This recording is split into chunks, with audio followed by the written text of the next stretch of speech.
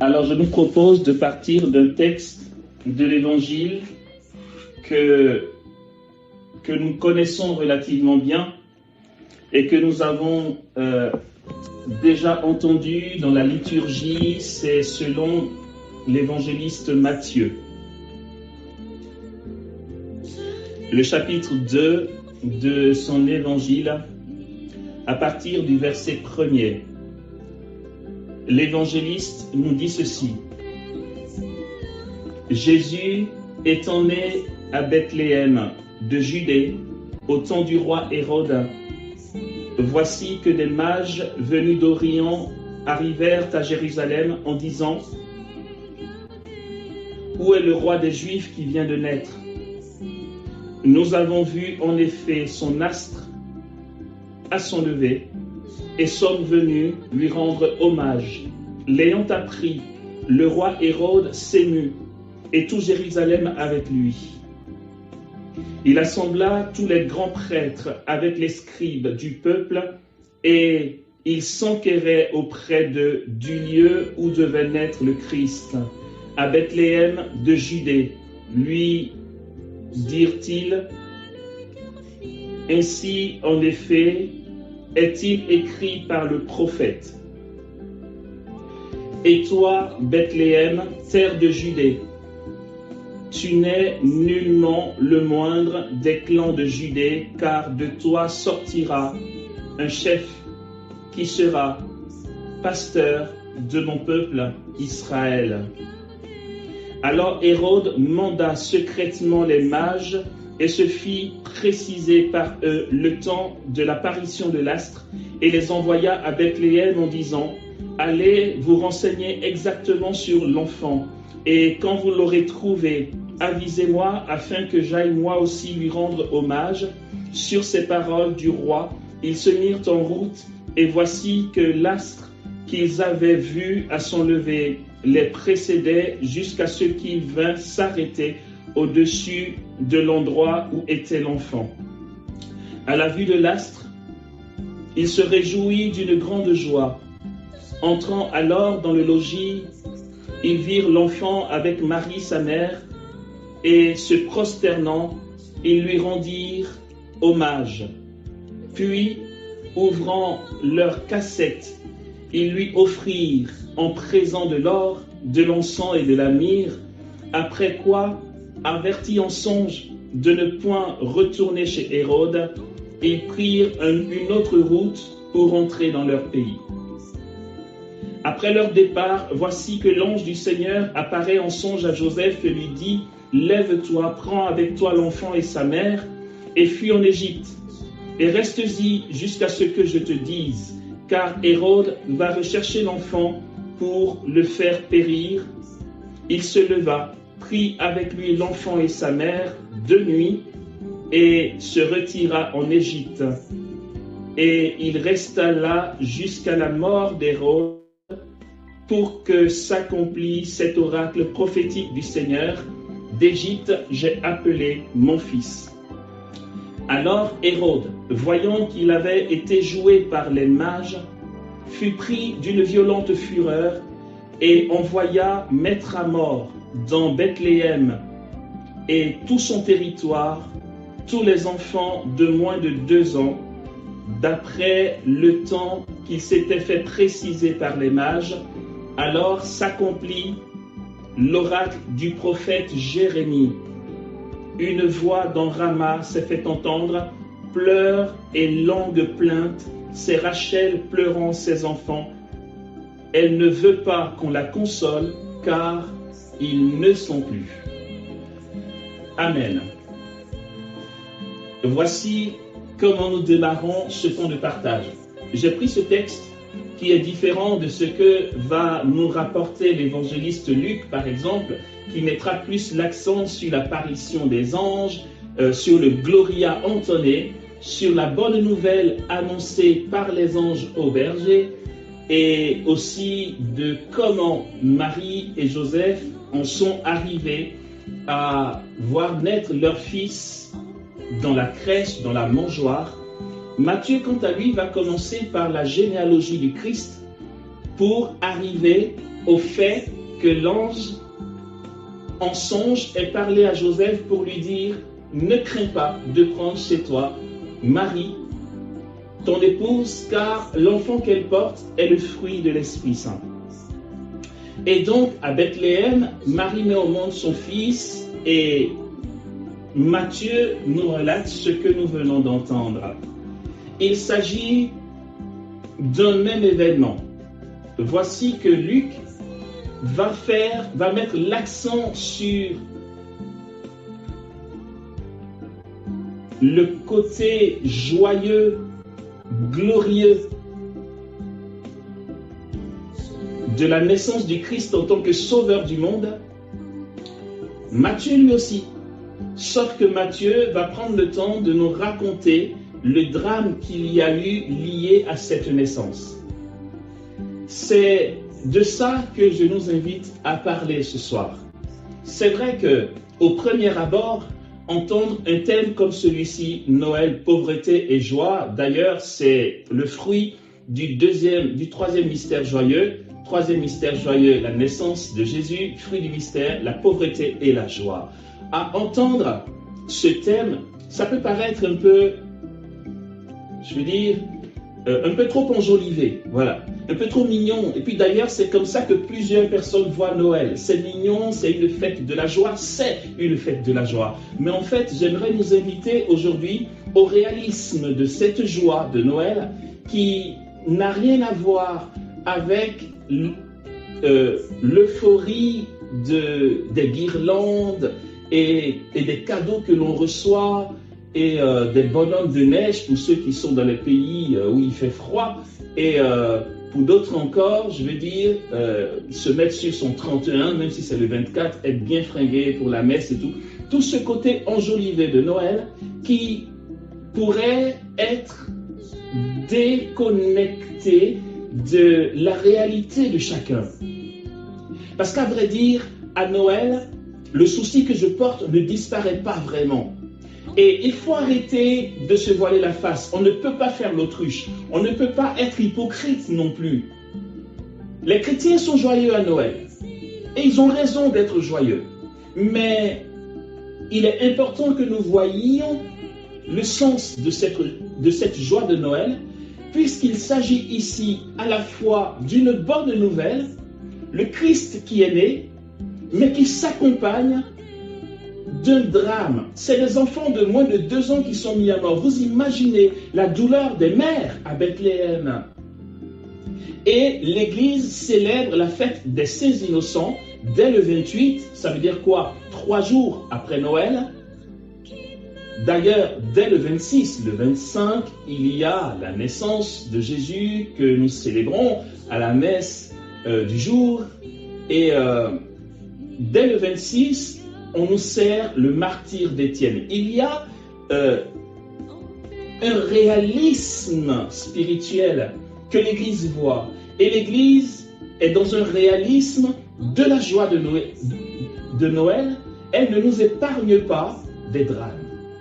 Il y a Étienne qu'on va mettre à mort dès le 26, quoi. Je veux dire, le 25, c'est encore Noël. Il est né le divin enfant, tout ça. Et puis dès le 26, hop, on nous sert un martyr.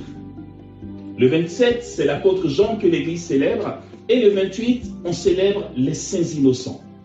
Les enfants de moins de 2 ans qui ont été mis à mort. Mais tout ça, l'Église en a conscience.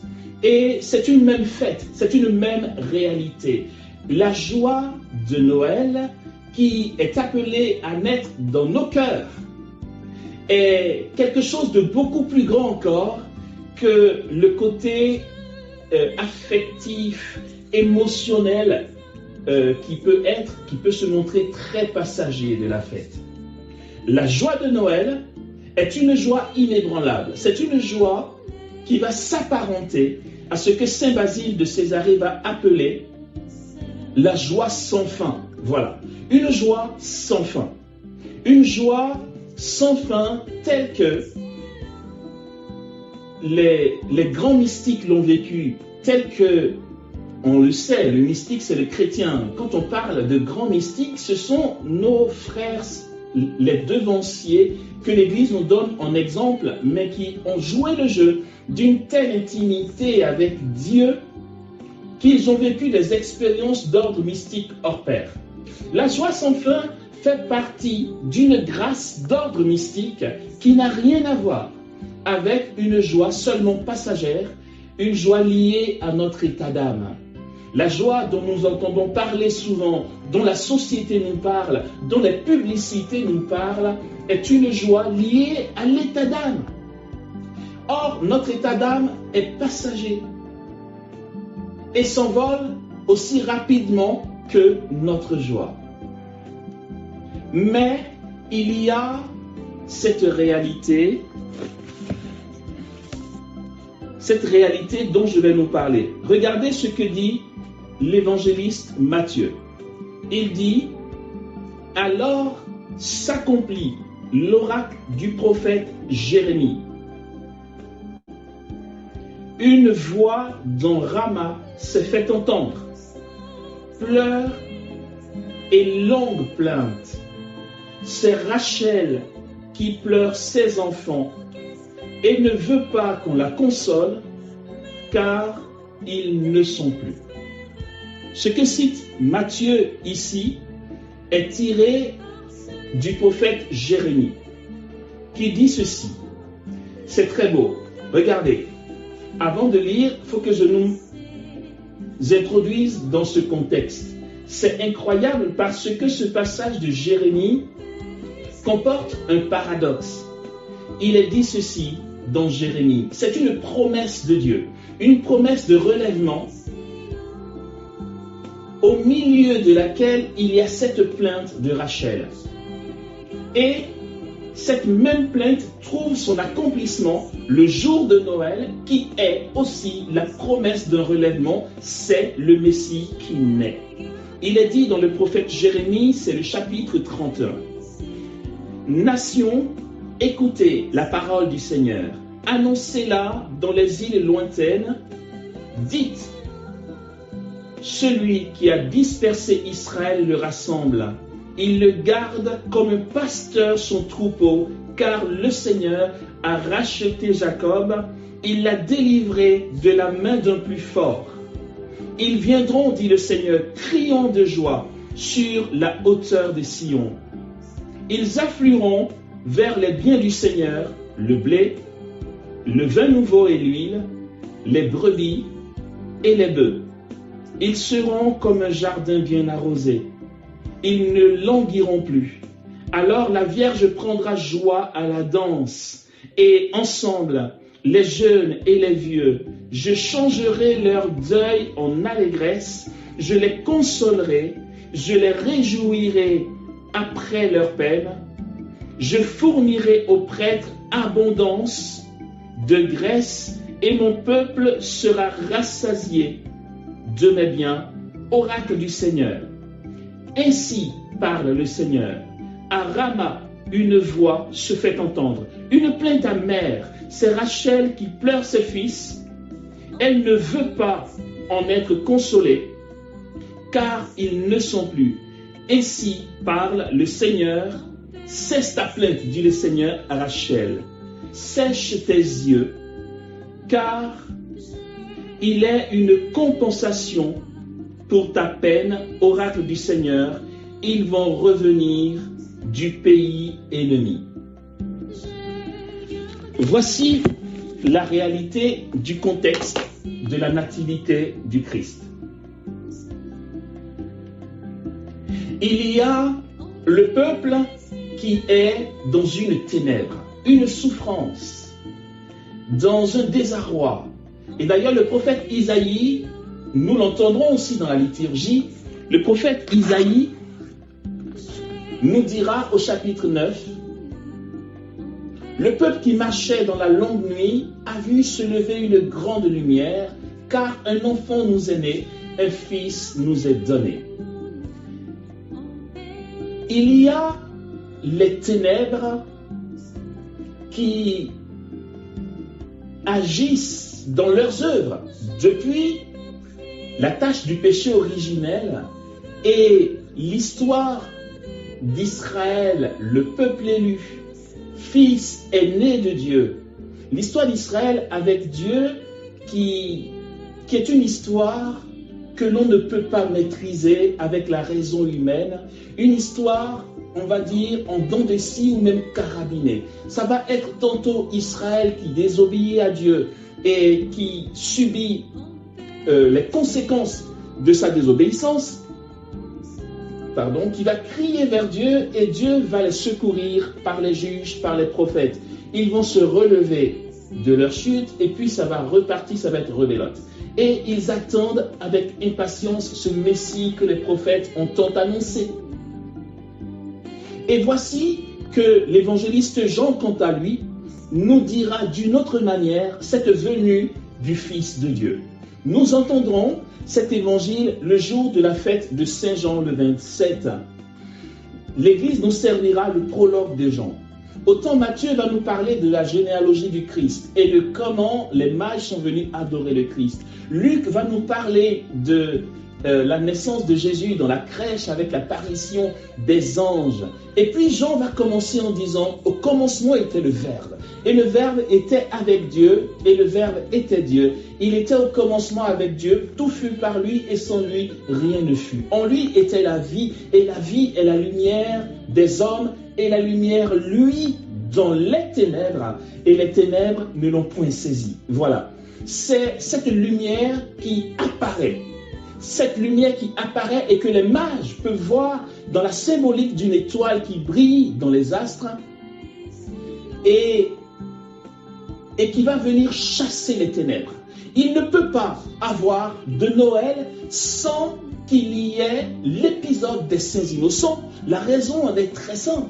C'est que ici, nous avons part à la vengeance de Dieu. Lorsque Dieu se venge, il se lève de son trône et il vient dans sa colère. Et sa colère, entendons l'excès de son amour et de sa miséricorde, Dieu se lève de son trône et vient sauver les siens. Il vient sauver ses fils, il vient sauver ses enfants et relever la création tout entière que l'ennemi a fait tomber dans le chaos, dans sa jalousie, et que nous raconte le livre de la Genèse. Il est tout à fait normal que lorsque le Sauveur fait son apparition, qu'il y ait aussi une fureur de l'ennemi qui voit sa perte juste là, à sa porte. Parce que le Sauveur vient nous sauver. Alors forcément, il va y avoir une fureur. Qu'est-ce que nous croyons? Cette fureur d'Hérode n'est rien d'autre que le côté visible de ce qui se passe dans l'invisible. Le côté visible de la fureur, de la panique de Satan et de ses suppôts qui ont fait entrer le péché dans le monde et que Dieu décide de venir enlever. Il est né. Le Verbe a pris chair de Marie. Il est né à Bethléem, le Sauveur du monde. Alors, les puissances des ténèbres vont se déchaîner et cela se voit dans la fureur d'Hérode qui sent sa royauté menacée. Et ce sont des enfants de moins de 2 ans qui vont subir les conséquences de cette fureur. L'Église les a canonisés d'office. Ce sont les saints, des saints innocents. Ils sont innocents et ils sont saints. L'apôtre Paul dit, à cause de toi, Seigneur, parlant du Christ, on nous mène comme des moutons d'abattoir tout le long du jour. À cause de toi, Seigneur, j'ai perdu mon enfant de moins de 2 ans. À cause de la présence du Sauveur, des mères sont dans la lamentation. Et comme dit le prophète Jérémie, Rachel pleure ses fils. Rachel, qui est matriarche, figure de la Vierge, matriarche, donc épouse de patriarche, qui voit sa descendance, donc les fils des patriarches, Abraham, Isaac, Jacob, qui sont la proie et la cible de l'ennemi. Elle pleure et ne veut pas être consolée parce qu'ils ne sont plus. Et Dieu dit, sèche tes larmes, parce qu'en fait, dans ce malheur apparent, dans ce que tu subis là comme souffrance, se trouve ta libération et ta délivrance. Voici que je vais ramener tes fils. C'est saint Ambroise de Milan qui dit que le sang des martyrs est semence de chrétiens. Le sang de ces saints innocents qui a été versé n'est rien d'autre que le commencement de la co-rédemption avec le Christ. Les martyrs et les saints innocents sont considérés comme martyrs puisqu'ils sont morts à cause de Jésus. Les martyrs sont co-rédempteurs à la suite du Christ. Les martyrs qui versent leur sang portent un fruit à la dimension du fruit que porte Jésus. Mais vous allez me dire, Amos, Jésus vient à peine de naître. Comment, en quoi ils sont co-rédempteurs? Ils sont co-rédempteurs par anticipation, comme Marie a pu être immaculisée par anticipation. Ce sang qui est versé des saints innocents est le début et le commencement de la perte de l'ennemi et notre libération. Il est né et les forces du mal se déchaînent. C'est curieux, il est toujours quelque part dans le coin, ce vilain privé d'amour. Puisque dans l'Apocalypse aussi, lorsque l'évangéliste Jean va contempler les cieux ouverts et voir un grand signe apparaître, cette dame revêtue de soleil, couronnée de 12 étoiles et qui marche sur la lune, cette dame victorieuse, reine immaculée de l'univers, il va tout de suite y avoir un autre signe dans le ciel, c'est un dragon, rouge feu dans sa fureur, dont la queue balaye le tiers des étoiles du ciel, symbole du tiers des anges qui s'est détourné de Dieu, d'accord? C'est le réalisme de Noël, c'est le paradoxe de Noël. Le paradoxe que contient cette fête de Noël, et il nous faut être bien réalistes. Nous allons en parler, enfin, c'est vers ça que nous allons pour ce partage. Pour que notre fête de Noël ne ressemble pas à une fête euphorique qui se gaspille et éphémère, mais que nous entrions vraiment dans la vraie grâce que nous apporte Noël pour la suite de nos jours et de notre vie. C'est une joie qui n'a pas de fin. Noël. Les Juifs disent ceci. Mitzvah Gedola. Lion de Simra. Lion de Simra Tani. Mitzvah Gedola. Lion de Simra. Lion de Simra Tani. Mitzvah Gedola. Lion de Simra. Lion de Simra Tani. Mitzvah Gedola. Lion de Simra. Mitzvah Gedola, Lion Besimra, Lion Besimra Tami. Mitzvah Gedola, Lion Besimra. Mitzvah Gedola, Lion Besimra, Lion Besimra Tami. C'est très important la suite. C'est pas une petite pause, vous allez voir que c'est très important que je prenne le temps d'entrer dans ce chant. La suite dit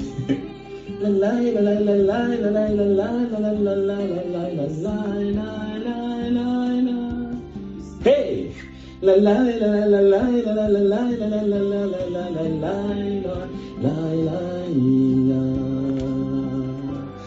Ok, c'est un chant qu'à la communauté des béatitudes, nous chantons pendant le Shabbat. De toute façon, Shabbat, c'est l'entrée, la célébration, du Shabbat, c'est l'entrée en Shabbat, d'accord, le vendredi soir, qui est l'entrée en Shabbat, puisque Shabbat en lui-même, c'est le samedi. Mais nous entrons dans le samedi dès le vendredi au coucher du soleil, ce qui fait que les Juifs vont célébrer l'entrée en Shabbat le vendredi soir. Et vu que la communauté des béatitudes, dans sa spiritualité, fait le choix de prier avec Israël pour son illumination, il y a cette célébration du Shabbat le vendredi soir. Super important, gardez le fil de ce que je dis parce que vous allez voir où on en vient. Et dans cette deuxième partie, de la première partie, il est important que nous posions les bases pour la seconde partie qui est de garder le fil de la merveille. D'accord? Ok. Et donc, pendant la célébration de l'entrée en Shabbat, il y a ce chant que nous chantons, entre autres, bien sûr. Mais ce chant, pourquoi c'est celui-là que je vous propose? À cause de sa signification. Avant de vous donner la signification, je vais d'abord nous donner le contexte et la manière par laquelle et avec laquelle nous entrons dans ce chant. Ça commence tout doux. Mitzvah gedola lion besimra tami. Et puis ensuite, ça s'accélère. Mitzvah gedola lion besimra. Mitzvah gedola lion besimra tami. La la la la la la la la la la. Hey, à ce moment-là, nous nous levons et nous dansons. Nous dansons jusqu'à la transpiration. Mais là, je suis seul et ça ne donne pas bien. Mais vous imaginez, les frères font une ronde, les sœurs font une ronde et nous sautons et nous dansons. Et avec les habits monastiques, ça donne une ribambelle de tissu blanc et marron qui s'envolent. Et toute la transpiration et l'intensité du moment pour exploser dans la joie. Et les frères vont crier, ouais, ok, c'est un grand cri.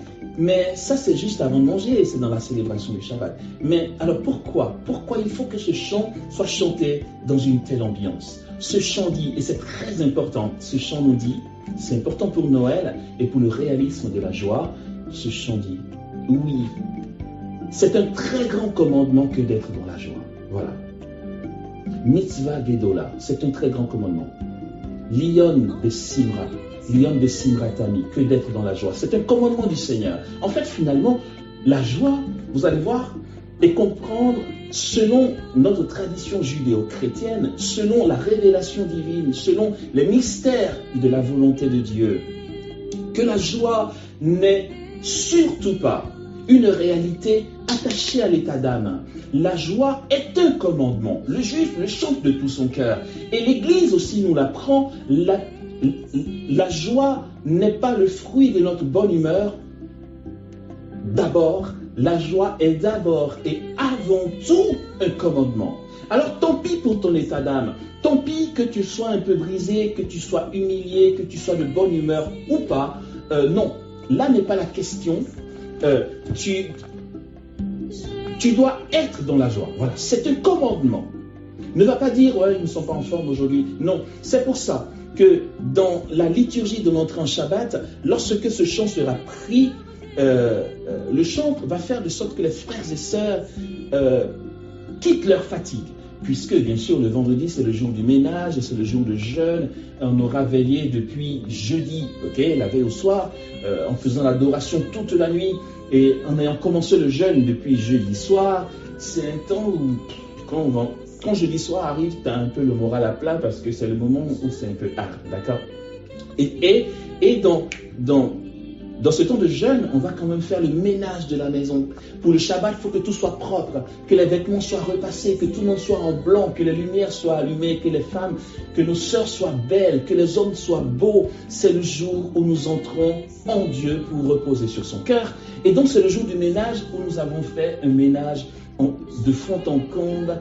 Et le soir, nous sommes claqués. Franchement, vendredi soir, tu as juste envie d'aller dormir. Mais la chantre va avoir l'art de conduire les frères et sœurs au cœur de cette explosion de joie, comme pour nous dire, vous êtes fatigués, on le sait. Peut-être que vous vous êtes un peu pris la tête entre vous pendant le ménage, pendant l'organisation du Shabbat, ou même la mise de la table. On le sait. Peut-être que tu t'es fait engueuler par le responsable ou par la responsable. Tout ça, on le sait. Nous ne sommes pas dupes. On sait qu'il y a du combat spirituel et aussi du combat attaché à nos blessures dans une vie communautaire. On le sait, mais tant pis, puisque Dieu nous appelle à bondir dans la joie. Alors, nous allons exploser, quelle que soit notre fatigue. Nous allons chanter Mitzvah Gedola, Lion de Simra Tami. Voilà. Et nos responsables nous ont beaucoup exhortés au dépassement de soi, au dépassement du ressenti. Oui, je me sens bien, je me sens pas bien. Qu'est-ce qu'on en a à faire? On n'en a rien à faire. À Noël, c'est le temps de la joie, le temps où Dieu vient. Et cette joie n'est pas l'absence de combat spirituel. Être dans la joie, ce n'est pas faire l'autruche, ce n'est pas ignorer qu'on a des souffrances, c'est vivre le commandement de Dieu. Mais vous allez voir qu'au-delà du commandement qui est la joie, il y a une raison à être dans la joie, même au cœur de l'épreuve, une raison d'être dans la joie à Noël, même bien qu'il y ait eu des martyrs. Chaque Noël, je pense à ma petite sœur, ma petite grande sœur. Je la prie souvent.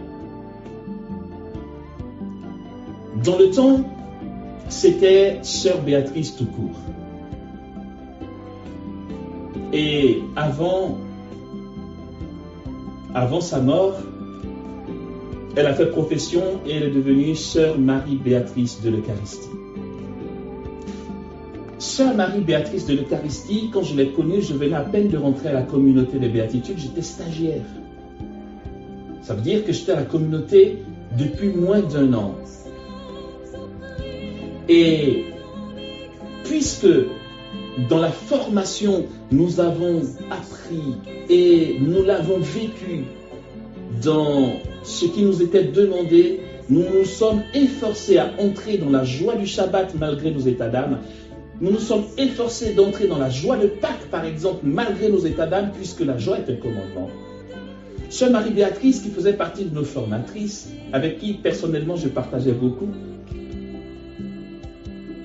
a vécu quelque chose de dramatique et de très beau. Je pars sur son histoire et on fait la pause. De dramatique et de très beau. Mais c'est tellement ça la réalité. Moi, quand je suis rentré à la communauté et de tout ce que, du temps que j'ai passé là, où j'ai vécu avec elle, elle était souvent entre la maison d'Issia et la maison d'Abidjan. Elle n'arrêtait pas de faire des allées et venues parce que sœur Marie-Béatrice de l'Eucharistie était drépanocytaire, elle était très souvent malade. Et elle descendait sur Abidjan voir son médecin, elle y restait souvent 10 jours, souvent 2 semaines. Elle rentrait et puis, mais très vite, 2 semaines plus tard, il fallait qu'elle reparte parce qu'elle avait encore de la fièvre, qu'elle n'allait pas bien. C'était toujours des allées et venues. Et je me rappelle qu'un jour, elle a dit à table comme ça, à son arrivée d'Abidjan, elle a dit au responsable,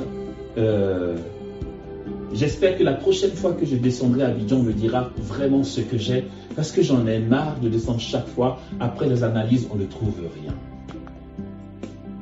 Et je me rappelle que la nuit du 24 décembre, la nuit de Noël, nous étions dans la chapelle et la liturgie a démarré. nous étions tous beaux dans nos vêtements blancs de Noël. Les lumières étaient éteintes en attendant le Gloria et la cloche qui allait sonner. Moi, j'étais stagiaire. Je faisais partie des derniers venus. Donc, voilà, je vais dire côté initiative, moi, je ne me sentais pas de prendre des initiatives. J'avais des années devant. Sœur Marie-Béatrice était moniale déjà, mais elle n'avait pas encore fait profession religieuse. Et puis, quand le Gloria a été entonné et que les cloches ont commencé à sonner, nous chantions. Nous le chantions à tue-tête, certes, mais bon, assez fatigué, et puis bon, c'était pas plus pétant que ça. Et Marie-Béatrice était vraiment la dernière à qui on aurait demandé de mener la danse. Elle était assise pendant que nous étions debout à chanter le Gloria. Mais elle n'a pas supporté cette inertie relative alors que c'est Noël quoi et qu'on chante le Gloria. Elle s'est levée malgré sa faiblesse. Elle a décidé de danser pour son roi. J'y pense comme si c'était hier, c'est très clair dans ma tête. Sœur Marie-Béatrice, en dépit de toute la liturgie qui se veut nickel, je la vois bien avec son habit monastique et sa coule en plus et son voile, tout était blanc. Elle s'est mise à sauter depuis l'autel jusqu'à l'entrée de l'église en allée et venue. Et personne n'osait la suivre. Mais elle s'en foutait, un peu comme le roi David qui dansait.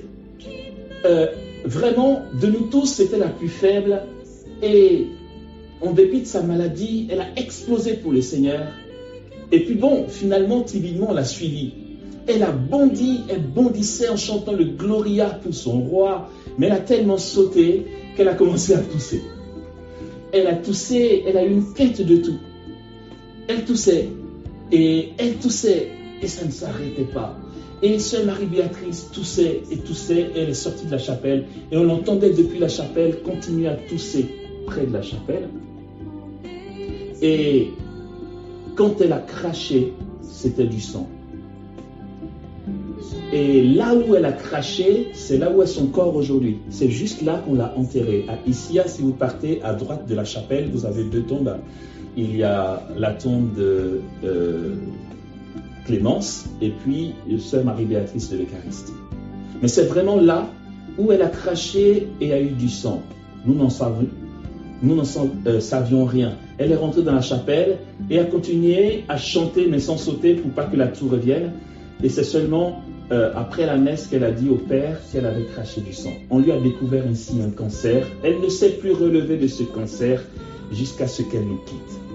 C'est dramatique.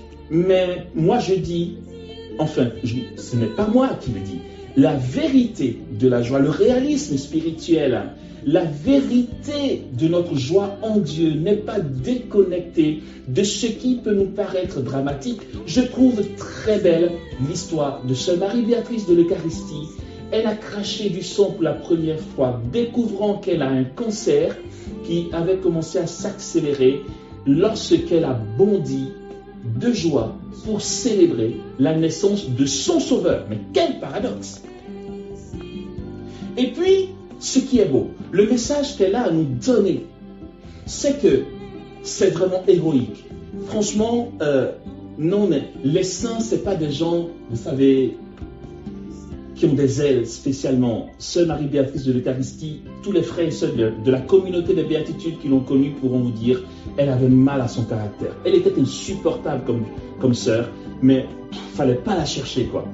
Mais voilà, je veux dire, Pourtant, je veux dire, comment se fait-il que je pense à elle et que je sois ému jusque dans mes entrailles, puisque c'est tellement ça. Marie-Béatrice ne s'est jamais révoltée de sa maladie. Elle a souffert dans le cancer. Quand on a découvert son cancer et que le médecin a dit que, enfin, quand le médecin n'était pas très optimiste, on a décidé, la communauté a décidé de lui faire profession religieuse avant l'heure, au cas où elle partirait prématurément. C'est comme ça qu'elle a revêtu le scapulet marron et qu'elle a pris le nom Sœur Marie-Béatrice de l'Eucharistie, qui vivait dans la joie son cancer. Marie-Béatrice de l'Eucharistie, quand j'allais la voir dans sa chambre et qu'on parlait entre deux paroles, elle gémissait de douleur Et elle me surnommait Stéphane Lassette. Mais bon, voilà, juste, moi j'étais un petit rien. Elle me disait, Stéphane Lassette, tu sais quoi, les gens se lamentent sur mon sort. C'est vrai que je souffre énormément, mais j'ai jamais été aussi béni de ma vie parce que tu sais quoi, depuis que je suis malade, sœur Laurette a accepté que Jésus soit exposé dans ma chambre 24 heures sur 24 parce qu'elle ne peut pas bouger, elle ne pouvait plus bouger. Alors, la sœur Laurette lui a exposé le Saint-Sacrement au bas de son lit. Et elle était avec Jésus tout le temps. Quand elle dort, Jésus veille sur elle. À son réveil, elle adore Jésus.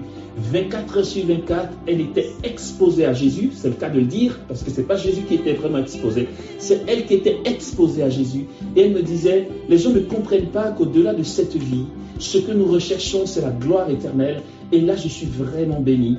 Et puis chaque douleur que j'ai, comment ne pas l'offrir à Jésus puisqu'il est là sous mes yeux? Comment je peux me plaindre d'une douleur? Comment je peux me plaindre de mon sort alors que Dieu seul suffit et que j'ai Dieu en permanence là au pied de mon lit?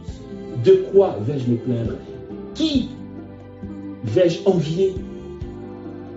Elle dit, j'offre toutes mes douleurs et c'est beau. Vous savez quoi? Je m'arrête là-dessus pour la pause. Vous savez quoi? Ephraïm, le fondateur des Béatitudes, lorsque Sœur Marie-Béatrice a été envoyée à Lisieux pour être soignée, ce qui est très beau, c'est qu'elle ait passé un peu de temps avec Thérèse de Lisieux, à Lisieux, dans le lieu de Sainte Thérèse. Quand elle était à Lisieux, elle a eu beaucoup de soins à l'hôpital de Lisieux. Et Ephraïm, je veux dire, ce serait un abus de langage que de vous dire que côté onction de guérison, de libération, Ephraïm n'est vraiment pas le dernier qu'on va citer. Parce que des signes, des miracles, des prodiges, dans la puissance du Saint-Esprit, la communauté en a vu. Et voilà, sa renommée est hors pair. Je veux dire, voilà. Moi, la première fois que j'ai prié pour que les boîtes marchent, c'est Ephraïm qui m'a dit, vas-y quoi. Et que les malades guérissent, pardon, excusez-moi, et que les malades guérissent, et puis ça s'est fait. Ephraïm, lorsqu'il a appris que Marie-Béatrice était à Lisieux, a décidé d'aller la voir. Mais il y est allé, c'est lui qui me le raconte, c'est pas ouï dire, c'est lui qui me le raconte. Et dit qu'il y va, me poussé par une motion intérieure, une force intérieure, mais avec la certitude que Jésus pouvait la guérir. Il partait la voir, bien sûr, et lui proposer d'accueillir la guérison dans le nom de Jésus.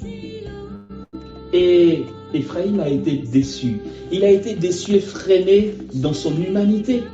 Déçu, vous allez voir pourquoi il était déçu, c'est que il y a eu comme une frustration dans son élan prophétique à cause de quelque chose de plus grand. Et ça, c'est magnifique.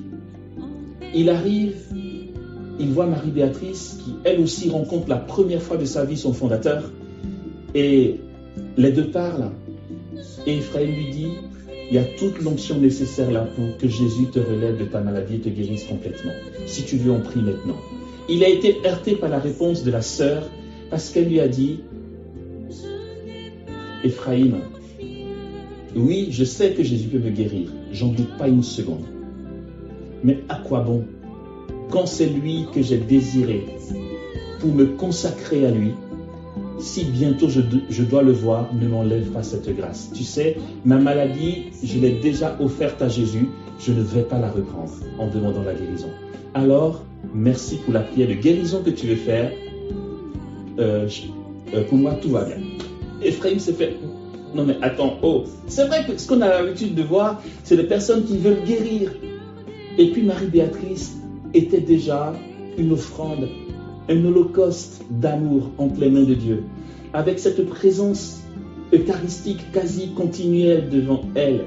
Elle vivait déjà son cœur à cœur qui va se poursuivre dans l'éternité avec son Seigneur et avec son Dieu.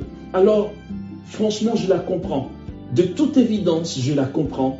Quand tu es dans cet élan qui te comble de bonheur, d'être entre les mains de Dieu, avec la douleur, bien sûr, et que quelqu'un te dit, je vais te l'enlever.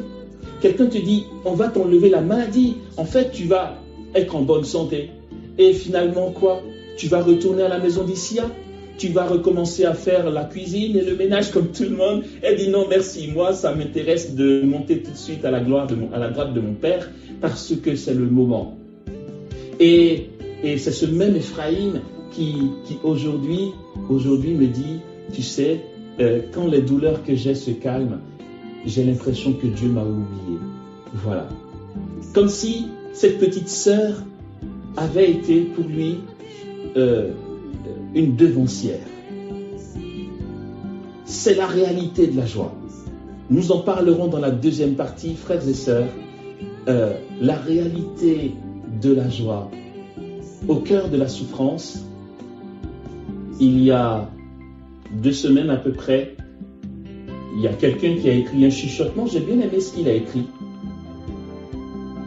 Un chuchotement du petit frère qui disait « Il y a une joie en deçà de la grâce et une joie au-delà de la grâce. » La joie en deçà de la grâce, justement, c'est cette joie, non, en deçà de l'épreuve, pardon, et une joie au-delà de l'épreuve. La joie en deçà de l'épreuve, c'est la joie liée à nos états d'âme. Et la joie au-delà de l'épreuve, c'est celle qu'a vécue Marie-Béatrice de l'Eucharistie. C'est celle que vit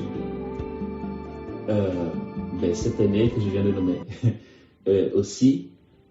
C'est au cœur de ce que tout le monde fuit, ce que tout le monde trouve dramatique, au cœur de ce qui ferait fuir le commun des mortels, vivre un grand bonheur et la joie d'embrasser Jésus, qui est victorieux et dont la victoire éclate justement dans ce paradoxe de douleur, comme pour les saints innocents.